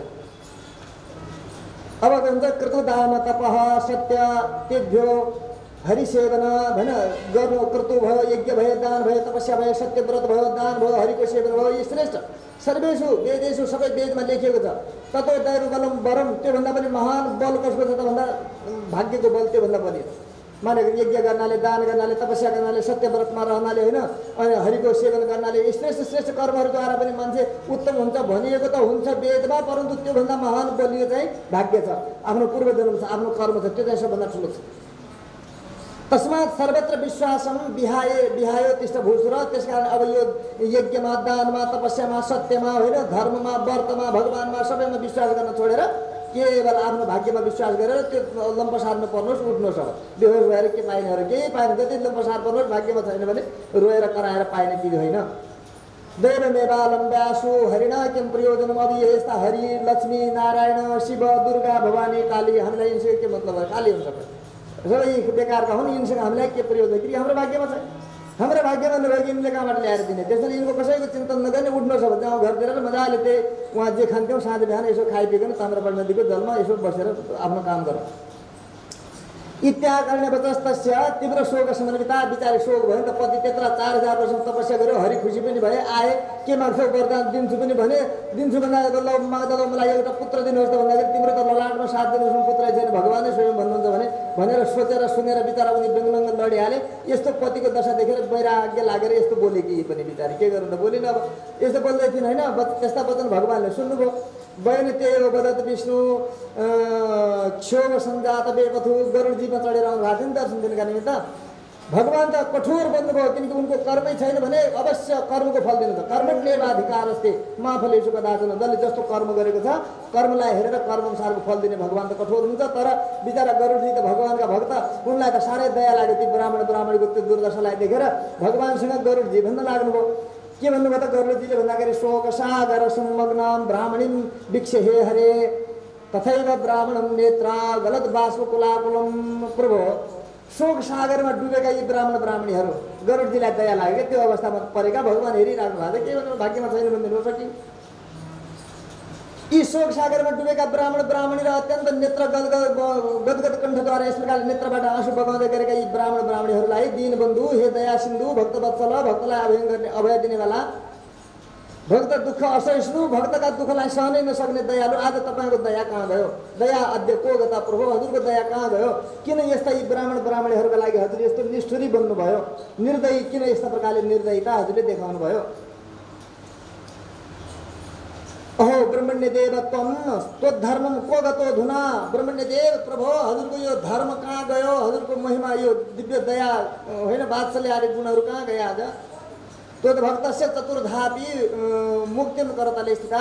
हजुरका भक्त चतुर्धापि मुक्तिम करतले स्थिता होइन, तपाईँको भक्तले चतुर्थ उसमा मुक्ति हातमा लिएको। ओहो तथापि नेच्छामि विहाय भक्ति उत्तमम होइन, 4 प्रकारको मुक्ति हातमा लिएर बसेका हुन्छन्। सालोक्य, साष्ट, सामिप्य, सारूप्य, यी सबै प्रकारको मुक्ति छानिकन जे चाहे त्यो लिन पाउँछन् हजुरका भक्तले। त त्यस्तो महिमा हुन्छ। हजुरले एउटा सत्पुत्र माग्दाखेरि यत्रो आपत्ति, यत्रो कन्जुसियाइ गर्नुभयो हजुरले। बिचरा ब्राह्मण ब्राह्मणीका प्रति हजुरले दया देखाउनु भएन। तदग्रे सिद्ध पश्चात अष्टौ किङ्करी भूय संस्थिता। जसका पछाडि होइन छडी चम्मर गर्नेवाला अष्ट किङ्करी दास दासीहरू पनि सबै घुम्छन्। त्यस्तो सुख सौख्य प्राप्त गर्ने, दिव्य मुक्त प्राप्त गर्न सक्छन् भक्तहरूले भने एउटा सत्पुत्रको चाहना राख्नेवालाको चाहना पूर्ति नगरिदिनु के हो यस्तो? तदाराधना महात्मा एवं सर्वत्र विस्तृतम। मैले सुनेको त सर्वत्र हजुरको आराधनाको महिमा व्यर्थ जाँदैन, जहिले पनि हरिको आराधना व्यर्थ जाँदैन भन्ने सुनेको थिएँ। तरी विप्रश पुत्रेच्छा पूर्णे क परिश्रम। एउटा बिचरा ब्राह्मणको एउटा पुत्र प्राप्त गर्ने इच्छा पुरा गरिदिनु तपाईँको कति पसिना निस्केको क्या, कति लोभी, कति कन्जुस, कति बिग्रेको, त्यो ब्राह्मणका प्रतिको कति निर्दयिता तपाईँका प्रति। कहाँ गयो त्यो दया? गरुडजीले भगवानलाई भन्नु। गजमर्पयता पुंसो अङ्कुशो क परिश्रम। माने जस्तो कि हात्ती त दान गरिदियो, अब हात्तीलाई बसमा गर्ने अङ्कुश हुन्छ नि, यो अङ्कुश हजुर मलाई लोभ लागेको छ दिन्न, भनेर त्यो अङ्कुश चाहिँ लुकाए जस्तो के गरेको बिचरा जो कि कस्ता कस्ता अमलात्मा बेमात्मा योगी सन्त महात्माहरूले युगौँ युग तपस्या गर्दाखेरि पनि हजुरको दर्शन पनि पाउँदैन। त्यस्ता दर्शन दिन चाहिँ खुरुक्क आएर उहाँबाट दर्शन चाहिँ दिनुभयो। मजासँग दर्शन चाहिँ पायो, उसले सबै कुराकानी भयो, कति सौभाग्य उसले प्राप्त गरिसक्यो। अब एउटा पुत्र सानो माग्दाखेरि अङ्कुश माग्दाखेरि त्यो हात्ती चाहिँ दान गर्ने, अङ्कुश चाहिँ दान नगर्ने, कस्तो लोभ, गाई दान गरेर दाम्लो नदिने भने जस्तो क्या, गाई मात्रै दान गर्ने, गाई बाँधेको दाम्लोमा लोभ गर्ने भने जस्तो। गाई त गइसक्यो दाम्लोको के लोभ, हात्ती गइसक्यो अङ्कुशको के लोभ, त्यस्तो पो गर्नुभयो त हजुरले त। अत परम न केही नापी सेव्यते त्यही पदामृतम। यदि यस्तै हो भने हजुरको यही ताल हो भनेदेखि यति कठोरतापूर्वक हजुरलाई दर्शन माने तपस्या गरेर प्राप्त गरेर दर्शन पाएर पनि यदि व्यक्ति विमुख भएर निमुखा भएर फर्किन्छ यदि कोही भनेदेखि म निश्चित भनिदिन्छु कि तपाईँको भक्ति दुनियाँमा कोही गर्ने छैन। के कामले गर्नुभयो, किन गर्नु पर्यो हजुरको भक्ति? जब कसैलाई केही दिँदै दिनुहुन्न, सबैले आफ्नो कर्मको अनुसारले मात्रै हो, जे पनि पाउँछ त्यही अनुसारले हो भनेदेखि त तपाईँको भक्ति अब सकिन्छ दुनियाँमा। कोही भजन गर्नेवाला छैन, तपाईँको कोही भक्ति गर्दैन। गरुडजीले भन्नु यदि गतम पुंस तदेव भविता ध्रुव। जो जो इष्टगत हुन्छ, जो भाग्यमा जस्तो जसको चिज लेखिएको छ त्यही पाउँछन्, खान्छन्, मोद गर्छन्। तपाईँको यो भक्ति भाव पूजा आराधना हरि दुनियाँदारी अब कोही पनि भन्नेवाला छैनन्। इति लोके प्रथा जाता तोद भक्ति विलयम गता। मलाई निश्चित रूपमा भन्छु कि अब दुनियाँमा यो चलन चल्छ आजदेखि र यो ब्राह्मणको यो इतिहासबाट र तपाईँको भक्ति विलय हुन्छ, नष्ट हुन्छ, कोही भक्ति गर्दैन, धर्म कर्म कोही गर्दैन।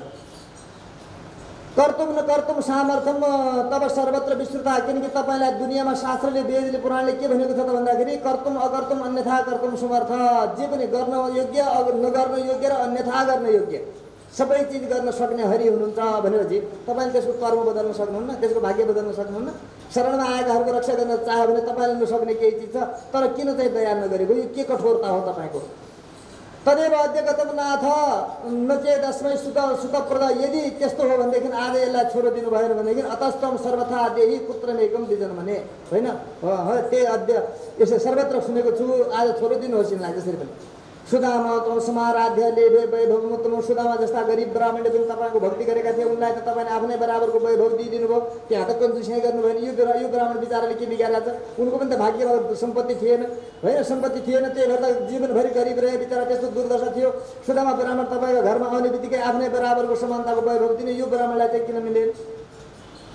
शान्ति पनि के अरे मृतम पुत्रम कृपया बाबा तब। शान्ति पनि गुरुको पुत्र मऱ्यो, 7 वर्ष पहिले मरेको छोरो चाहिँ तपाईँले ल्याएर फुरुक्क उनका 7 वर्ष पहिले मरेको पनि छोरो ल्याएर दिइदिनु भयो। उनलाई चाहिँ दिनुहुने होइन। सुदामालाई सम्पत्ति नै थिएन, भाग्यमा उनलाई सम्पत्ति दिनुहुने। शान्ति पनि गुरुको छोरो मरिसकेको पनि ल्याएर दिनुहुने होइन। यदि चाहिँ शरणम प्राप्त दम्पति पुत्र लाल्छ, यी बिचरा पति पत्नी दुवै पुत्र पाउँछौँ सत्पुत्रका लागि भनेर 4-4 वर्षमा तपाईँको शरणमा परेर तपस्या गर्दैछ, यिनलाई चाहिँ दिनु नहुने, यो के कठोरता हो? गरुडजीले भन्नुभएको, भगवानलाई गरुडजीले यस प्रकारले भन्नु। नारायण भगवानले भन्नुभयो कि इति गरुड बचो निशम्य विष्णु। गरुडजीको यस्ता वचनलाई सुनेर भगवान विष्णुले होइन वचन उवाच खगम पुरो सुधो अपमानम। अमृतमय वचन गरुडजीलाई भन्नुभयो। के भन्नु? ऐ खगवर पुत्रमेकमस्मै भितर मनोगतमासु भएन त्यही म त दिन सक्दिनँ गरुडजी। तपाईँलाई त्यत्रो दया लाग्यो भनेदेखि तपाईँ नै एउटा छोरो दिइदिनुहोस् न त, यी ब्राह्मणलाई तपाईँ नै एउटा छोरो दिइदिनुहोस् न त। त्यसो भए साह्रै दया लाग्यो तपाईँलाई भने। यदि हरिवचनम निजानुकूलम। आफ्नो अनुकूलको वचन हरिको सुनेर भगवानको आज्ञा भए दिनु सक्छन्। गरुड दिन सक्ने भने भगवानकै समान हुन्छन् नित्यात्मा मुक्तात्माहरू। भगवानले चाहे भगवानको आदेश हुने हो भनेदेखि सबै चिज भगवानकै बराबर गर्न सक्ने ताकत भएका हुने हुनाले गरुडजीको हरिको अनुकूल वचन आफ्नाप्रति देखेर झटिदिनसम्म खगो अति हृष्ट चेता। गरुडजी खुसी हुनु हो, ठिकै छ, जसरी पनि ब्राह्मण त खुसी बनाउँछ। भगवान दिनुहुन्न भने मलाई आज्ञा गरिदिए म दिइदिन्छु छोरो। के भयो त, एउटा छोरो उनलाई मिल्नुपर्छ, राम्रो छोरो होस्। अददत विषण्ण मानसाय सुतमनुरूप मिलासुराय रम्यम। यस्ता प्रकारले अतुलनीय यस्तो प्रकारको छोरो चाहिँ हुन्छ म दिन्छु। त्यसो भए भगवानलाई अब भगवानले नदिए पनि भनेर गरुडजीको माध्यमद्वारा पुत्र दिनका निमित्त गरुडजी महाराजले यस प्रकारले दिने इच्छा गर्नुभयो। अब गरुडजीले पुत्र दिएपछि के हुन्छ अगाडिको प्रसङ्ग हामी अनि सुनाउला। आज 2 अध्याय पुरा गरेका छौँ। श्री कृष्णचन्द्र भगवानको अब गीताको पनि 2टा श्लोकहरू हामीले भन्ने गरेका छौँ। त्यसो हुनाले त्यो गीताको श्लोकलाई अब आज थोरै थोरै सुनाएछ। एउटा श्लोक अहिले पनि नियमलाई पुरा गरिहालौँ होइन। एउटा श्लोक मात्रै आज भनेर बाँकी फेरि भोलि भनौँला। आज 2 अध्याय पुरुषोत्तम मासको गरेको हुनाले हिजोसम्म भगवानले एषा ब्राह्मी स्थितः पार्थ नयनम प्राप्य देवहेति स्थित्वास्य मन्तकालेपि ब्रह्म निर्माण मृच्छति भनेर भन्नुभएको थियो होइन। ब्राह्मी स्थिति भनेको के हो त भन्दाखेरि सर्वतोभावले मनले, वचनले, कर्मले, व्यवहारले, सोचाइले, सङ्कल्पले, सुखले, दुःखले, हरेक चिजले भगवानमा निमग्न गरिदिएको छ आफ्ना सम्पूर्ण चाहना इच्छा पुरै जीवनलाई। जसरी समुद्रमा नदीको पानी मिले जस्तै आफूलाई भगवान रूपी समुद्रमा आफू नदी बनेर भगवानको समुद्रमा चाहिँ मिलिदिएर घुलेर मिलेर जे छ अब भगवानकै रूप रङ्ग जस्तो सबै चिज आफ्नो रूप पनि उस्तै बनाएको छ। रूप पनि त्यस कारणले हेर्नुहोस्, मान्छेहरू के भन्छन् भने यो रामनामी ओढेर हुन्छ, पहेँलो लुगा लगाएर हुन्छ, टिका लगाएर हुन्छ, यसो गरेर हुन्छ, उसो गरेर हुन्छ भन्छ। ब्राह्मी स्थितिलाई प्राप्त गर्नका निमित्त मन पनि भगवानसँग मिलाउनु पुरै नदी समुद्रमा मिल्दाखेरि के चाहिँ मिलेन? त्यहाँको माछो पनि गयो, त्यहाँको पानी पनि गयो, बालुवा पनि गयो, माटो पनि गयो, त्यसको रङ्ग पनि गयो, त्यसको खाने होइन सबै चिज जो स्वरूप थियो सबै चिज पुरै समुद्रमा मिलेर त्यहीँ हराइदियो, विलीन भइदियो। त्यसै गरी आफ्नो अस्तित्व पूर्ण रूपमा केही पनि अस्तित्व नराखिकन सम्पूर्ण भगवानकै अस्तित्वमा आफ्नो अस्तित्वलाई निमेटन्न पारिदिने स्थिति। आँखाले पनि हेर्दाखेरि भगवानको मनको स्थिति पनि बुद्धिको स्थिति पनि सबै चिज इच्छा सङ्कल्प आदिहरू पनि भगवानमा मिलाएको स्थितिलाई ब्राह्मी स्थिति भनिन्छ। यो ब्राह्मी स्थिति जसले प्राप्त गर्दछ नि त्यो व्यक्ति संसारमा कुनै चिजमा पनि मोहित हुँदैन, कुनै चिजलाई पनि त्यो चिजले पनि त्यसलाई फरक पार्दैन। शीतस्य अन्तकाले कि काल आएर सामने खडा भयो भने पनि ब्रह्म निर्माण मृच्छति, उसले आफ्नो ब्रह्म स्थितिलाई त्याग्दैन र त्यो कालले पनि परास्त भएर रहनु पर्दछ, तर त्यसलाई कालले पनि परास्त गर्न सक्दैन। त्यो ब्राह्मी स्थिति हो। यसरी मिलिसकेकालाई केही पनि कसैले बिगार्न सक्दैन। यो स्थिति हुनुपर्छ भनेर हिजो सुनाउँदै हुनुहुन्थ्यो। अगाडि अर्जुनलाई शङ्का भयो, भगवानले ज्ञानको विषयमा बढी कुरा गर्नुभयो, साङ्ख्य योग यस्तो हो, साङ्ख्यका आधारमा यसरी गर्नुपर्छ भन्ने कुरा गरेको हुनाले भगवान अर्जुनले भन्नुहुन्छ कि ज्यायसी चेत कर्मणास्ते मता बुद्धिर्जनार्दन तत्किम कर्मणि घोरे माम नियोजयसि केशव। हे केशव, हजुरका त दुई किसिमका कुरा भए। एकातिर हजुरले के भन्नुभयो भन्दाखेरि कर्मण्येवाधिकारस्ते मा फलेषु कदाचन भन्नुभयो। एकातिर कर्ममा लगाउँदै हुनुहुन्छ। यदि कर्म नै ठुलो हो भनेदेखि पहिला त तपाईँले बुद्धि ज्ञानमा लगाउँदै हुन्थ्यो, यहाँ ज्ञानका कुरा गर्दै हुन्थ्यो। अब के भन्नुहुन्छ त कर्म ठुलो हो भनेर कर्मतिर लगाउनुहुन्छ भनेदेखि कर्मभन्दा ज्ञान ठुलो यदि भनेदेखि मलाई यो घोर कर्ममा किन लगाउँदै हुन्छ? ज्ञानले मुक्ति हुन्छ, ज्ञान चाहिन्छ। यस्तो प्रकारको ज्ञानी बनेर ब्राह्मी स्थितिमा आफूलाई पुर्याएर भगवानमा पूर्ण रूपमा आफूलाई विलिन गराइदिनुपर्छ भनेर ज्ञानको स्थितिलाई बताउनु भयो। एकातिर कर्म महान भनेर मलाई यहाँ युद्धरूपी कर्म गर, तेरो कर्म यो गरिस् भनेदेखि तेरो सामने हातमा आएको स्वर्ग पनि नष्ट हुन्छ, यसो त्यसो भनेर एकातिर चाहिँ कर्ममा मलाई प्रेरणा गर्दै हुनुहुन्छ। अर्कातिर ज्ञानी बनेर भगवानमा पूर्ण रूपमा विलीन भइदिनुपर्छ भनेर यसरी ज्ञानको मार्गलाई प्रधानता दिनुहुन्छ। ज्ञान ठुलो हो कि कर्म ठुलो हो? म त मूर्ख हुँ, एउटा पुरा ज्ञान छैन, मलाई त्यसको बारेमा जानकारी छैन। के गर्दा राम्रो मेरो कल्याण छ, होइन कसरी मेरो श्रेय हुन्छ, केमा चाहिँ हितकर हो? मलाई ज्ञान ठुलो हो भने ज्ञानमा लाग भन्नुहोस्, कर्म ठुलो हो भनेदेखि कर्ममा लाग भन्नुहोस्। म त लाटो सिधो मान्छे, अब एकातिर यो चाहिँ ठिक हो, यही गर्दाखेरि तेरो कल्याण हुन्छ भनेर तपाईँले भनिदिनु हो भने त्यो खुरुखुरु गर्ने र त्यसैबाट जे मिल्छ गुजारा गर्ने खालको त भयो। म त स्वल्प बुद्धि भए। त्यसो भएको हुनाले यदि ज्ञान ठुलो हो भनेदेखि ज्ञान ठुलो भन्नुहोस्, मलाई ज्ञानमा लगाउनुहोस्। यदि ज्ञान ठुलो होइन र कर्म ठुलो हो भनेदेखि मलाई कर्म गर, कर्म नै ठुलो हो, यहीद्वारा तेरो कल्याण हुन्छ भनेर भन्नुहोस्। दुइटै नसुनाउनुहोस्। एकातिर ज्ञानको महिमा बताइदिनुहुन्छ, अर्कातिर कर्मको महिमा बताइदिनुहुन्छ। म कता जाने कता जाने? कर्म ठुलो भनेर कर्मतिर लाग्यो भने पता नै त्यो ठुलो हो कि होइन, अथवा ज्ञानतिर लाग्यो भने त्यो ज्ञान ठुलो हो कि होइन, अब त्यताबाट मेरो कल्याण हुने हो कि होइन? अर्जुनले यो प्रश्न गरे भगवानसँग कि ज्यायसी चेत कर्मणास्ते मता बुद्धिते मता, हजुरको विचारमा यदि कर्म ठुलो हो भनेदेखि तत्किम, ज्ञान ठुलो हो कर्मभन्दा भनेदेखि तत्किम माम घोरे कर्म, यो युद्धरूप घोर कर्ममा चाहिँ मलाई तैँले कर्म गर्नै पर्दछ, आफ्नो कर्तव्य कर्म गरिनस् भने तेरो स्वर्गद्वार नष्ट हुन्छ, तेरो कीर्ति नष्ट हुन्छ, यो हुन्छ त्यो हुन्छ भनेर किन भन्नुभयो? मलाई कर्मयोगमा किन लगाउँदै हुनुहुन्छ? ज्ञानै ठुलो हो भने मलाई ज्ञानी बन्नु भन्नुहोस् न त, ज्ञानको बारेमा मलाई भन्नुहोस्। अर्जुनले भन्यो कि व्यामिश्रेणेव वाक्येन बुद्धिर्मोहयसीनो नै, हजुरका मिश्रित वाक्य दुई किसिमका कुराहरू मिसिएका, कहिले यो ठुलो कहिले त्यो ठुलो, कहिले यसको महिमा कहिले उसको महिमा, छुट्याउन नसक्ने अल्मलिने यस्तो प्रकारको अल्पज्ञानी मेरा लागि त के पो हो के पो, अब कुन चाहिँ मान्ने कुन चाहिँ नमान्ने, दुइटै कुरा भन्नुभएको छ। त्यसो भने व्यामिश्र वाक्यद्वारा मेरो बुद्धि अरू मोहित भइदिनु, सुनेर अलिकति केही जानु भनेर अलिकति बाटो लाग्नु भनेर यहाँ कथा सुन्न आएको त तपाईँको कथा सुनेर कहिले यो ठुलो छ त कहिले त्यो ठुलो छ, कुन मान्यो कुन नमान्यो, म त झन् भ्रममा पो परेँ त, अझ झन् बबाल भयो मलाई त, मेरो बुद्धि त चक्रायो। व्यामिश्रेणेव वाक्येन बुद्धिर्मोहयसीनो, पहिला त यो दुनियाँदारी सबै देखेर के गर्यो भने मोहित भएको बुद्धि त छुमेथ्यो, अब हजुरको कुरा सुनेर अरू मोहित भइहाल्यो मेरो, अब झन् लड्ने हो कि नलड्ने हो, खोइ कर्म गर्ने हो कि नगर्ने हो, ज्ञानको मार्गमा लाग्ने हो कर्मका मार्गमा लाग्ने हो, झन् बिग्रियो मेरो त बुद्धि त झन् बिग्रियो। त्यसो हुनाले यदि मेरो कल्याण चाहनुहुन्छ, मेरा प्रति दया छ भने हे प्रभु तदेकम वद निश्चिन्त्य, यी दुईटा चिजमा एक निश्चय गरेर यो चाहिँ गर भनेर मलाई भन्नुहोस्।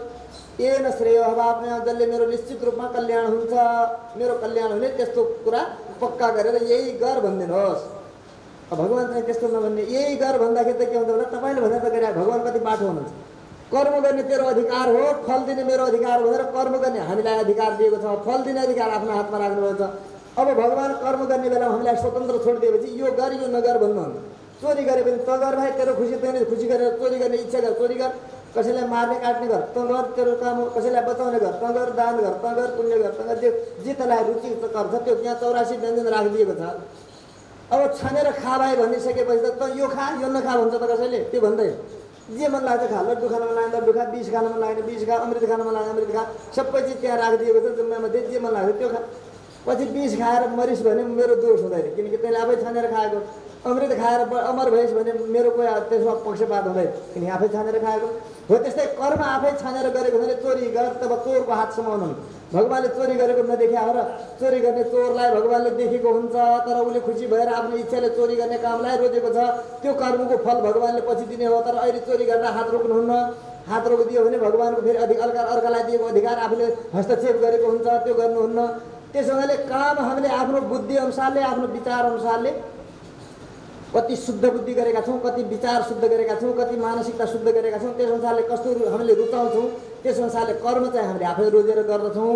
फल चाहिँ पछि परमात्माले दिनुहुन्छ। त्यो भएको हुनाले अर्जुनले भन्दैछन् कि निश्चय गरेर यही गर भनेर भनिदिनुहोस् भन्दैछन् अर्जुनले। तर भगवान यही गर भन्नु, यी कर्म हुन्, यो पनि यस्तो हो, यो यस्तो हो, यो यस्तो भनेर बताइदिएको छ। यो विष हो, यो खाए मरिन्छ। यो अमृत हो, यो खाए चाहिँ अमर भइन्छ। यो चाहिँ खानुहुन्न, यो चाहिँ खानुहुन्छ, यो ठिक हो, यो गलत हो, यो त्याज्य हो, यो ग्राह्य हो भनेर सबैको महिमा बताइदिएर यहाँ बजार लगाइदिइसकेपछि अब छान्ने त तपाईँको आफ्नो खुबी हो कि होइन? हाम्रो आफ्नो खुबी। त्यस प्रकारले हाम्रो खुबीमा हाम्रो घर आफै छाना खाऊ, जसलाई जे मनपर्छ। अब त्यसको परिणाम के त भन्दाखेरि त्यो परिणाम छ जसले जे खाएको छ त्यही परिणाम दिने, त्यसले त्यो कर्म स्वतः छ, त्यो कर्मै छ, त्यस्तो प्रकारको कर्मैले फल दिइहाल्छ। त यसो जसले मेरो कल्याण हुन्छ त्यो छानेर भनिदिनुहोस् भन्दाखेरि भगवानले भन्नुभयो। अब श्री भगवानले भन्नुहुन्छ कि लोकेस्मिन् द्विविधा नष्टा पुरा प्रोक्ता मया नघा ज्ञान योगेन संख्यानाम कर्म योगेन योगिनाम। यी दुई प्रकारका निष्ठा मैले पहिले नै लोकमा बताएको छु। लोके अस्मिन् द्विविधा निष्ठा, दुई प्रकारका मनुष्यका प्रवृत्ति हुन्, दुई प्रकारका यो मानव रुचि, मान्छेले रुचि गरेर दुई प्रकारको निष्ठालाई रोज्दछ, छान्दछ, आफै छान्दछ। के छान्दछ भन्दाखेरि पहिलेदेखि नै यो चलन छ। ज्ञान योगेन संख्यानाम, ज्ञान योगीहरूले ज्ञान योगलाई छान्दछन्, कर्म योगीहरूले कर्मलाई छान्दछन्। अब तिमी ज्ञान योगी बन्न चाहन्छौ कि कर्म योगी बन्न चाहन्छौ? योगी त योगी नै हुन्, ज्ञान योगी पनि योगी नै हो। ज्ञानसँग, ज्ञानको माध्यमद्वारा भगवानसँग सम्बन्ध गर्ने, कर्मको माध्यमद्वारा भगवानसँग सम्बन्ध गर्ने, भक्तिको माध्यमद्वारा भगवानलाई सम्बन्ध, यी माध्यमहरू मात्रै हो।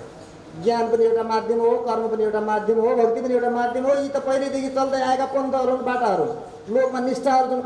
कसैको ज्ञानमा निष्ठा हुन्छ, कसैको कर्ममा निष्ठा हुन्छ, कसैको भक्तिमा निष्ठा हुन्छ। त आफ्नो तरिकाले निष्ठा हुन्छ। यी दुई प्रकारका निष्ठा, ज्ञान र भक्तिका के अरे कर्मका निष्ठाहरू चाहिँ पहिल्यैदेखि छन्। जो कर्मयोगी बन्न चाहन्छ कर्मद्वारा कर्मयोगी बनेर मलाई प्राप्त गर्दछ, जो ज्ञानयोगी बन्न चाहन्छ त्यो ज्ञानयोगको माध्यमद्वारा मलाई प्राप्त गर्दछ। रोज्ने चाहिँ उसैले हो, म चाहिँ तैँले ज्ञानयोगी नै बन्नुपर्छ अथवा तैँले कर्मयोगी नै बन्नुपर्छ भनेर म कसैका हात समातेर त्यसमा चाहिँ क ख घोटाए जस्तो त्यहाँ लगाउनेवाला छैन। आफै रोज जो सजिलो लाग्छ। दुईटै माध्यमद्वारा, ज्ञानयोगको माध्यमद्वारा पनि भगवत प्राप्ति हुन्छ, कर्मयोगको माध्यमद्वारा पनि भगवत प्राप्ति त हुन्छ, परन्तु रोज्ने आफै हो। ज्ञानयोगद्वारा म भगवान कहाँ जान सक्छु भन्छ भने ज्ञानयोगी बनेर जान्छ। कर्मयोगद्वारा भगवान कहाँ पुग्न सक्छु भन्छ भने कर्मयोगी रोज्छ। यो जुन बाटो रोज्ने हो त्यही बाटो रोजेर आफै हिँड्नुपर्छ।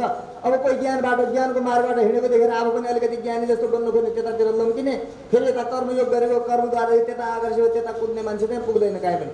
जे रोजे पनि एक रोज्नुपर्छ। ज्ञानयोग रोजे पनि ज्ञानयोग रोज, कर्मयोग रोजे पनि कर्मयोग रोज। जुन बाटो हिँडेर त चाहिँ यताबाट घुमेर जानुहोस् न यताबाट घुमेर जानुहोस्, जताबाट भए पनि पुग्ने चाहिँ उहाँ हो। स्टेसन चाहिँ भगवानकै वैकुण्ठ हो, तर बाटो आफै रोज। कुन बाटो सजिलो लाग्छ? आफ्ना सखीहरू कता छन्, कता भेटघाट गर्दै यताबाट गए पनि हुन्छ, उताबाट भेटघाट हुन्छ उताबाट गए पनि हुन्छ। अब जताबाट आफूलाई मनपर्छ हिँड्ने गर्ने त उतै हिँड्ने भयो, तर बाटो जाने ठाउँ चाहिँ उहाँ हो, आफ्नै ठाउँमा पुग्ने हो, तर जुन बाटो गए पनि हुन्छ। यसरी बाटो रोज्नु भगवान यही बाटो हिँड भनेर भगवान चाहिँ किन भन्नुहुन्छ? हो त्यस प्रकारले बाटो चाहिँ म भन्दिनँ भन्नु। पहिल्यैदेखिका यी दुईवटा निष्ठा हुन्। एउटा ज्ञानयोग निष्ठाहरू ज्ञानयोगमा लाग्ने, कर्मयोग निष्ठाहरू कर्मयोग, जसमा जसको प्रीति बढी छ, जसले म यो माध्यमबाट जान सक्छु, यो मलाई सजिलो लाग्छ भन्छ, त्यसले त्यो बाटो हिँड्ने हो। त्यस्ता प्रकारका यी दुई निष्ठा हुन् भन्नु।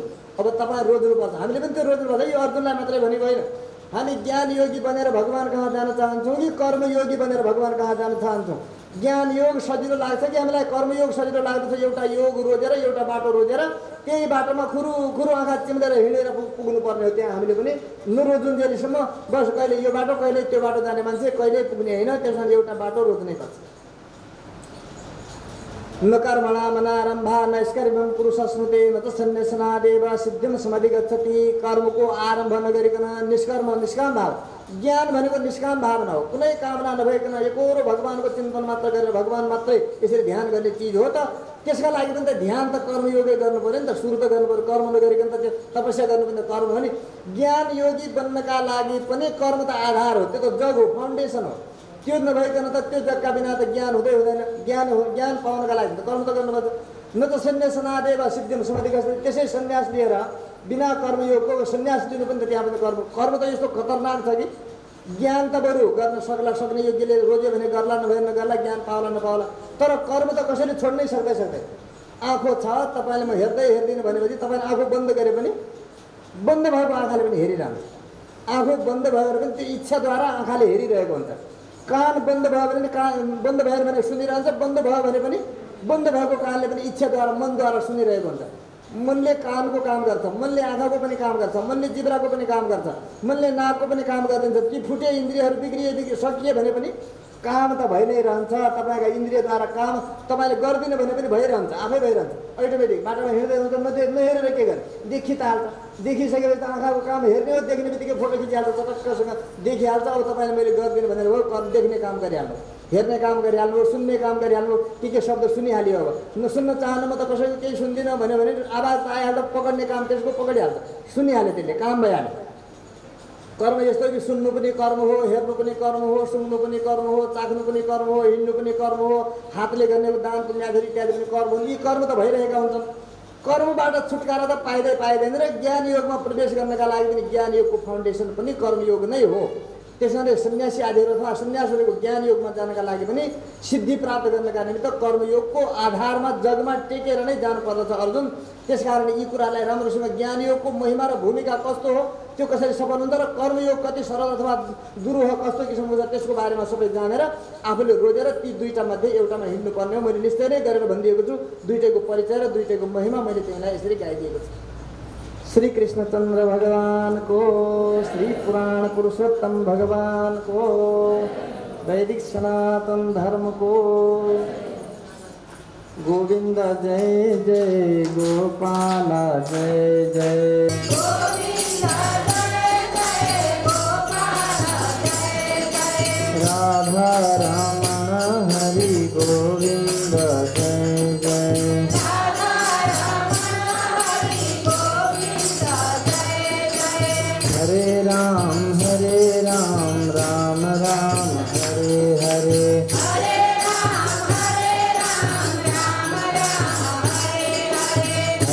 राम राम राम हरे हरे, हरे राम राम राम हरे हरे, हरे कृष्ण कृष्ण कृष्ण हरे हरे,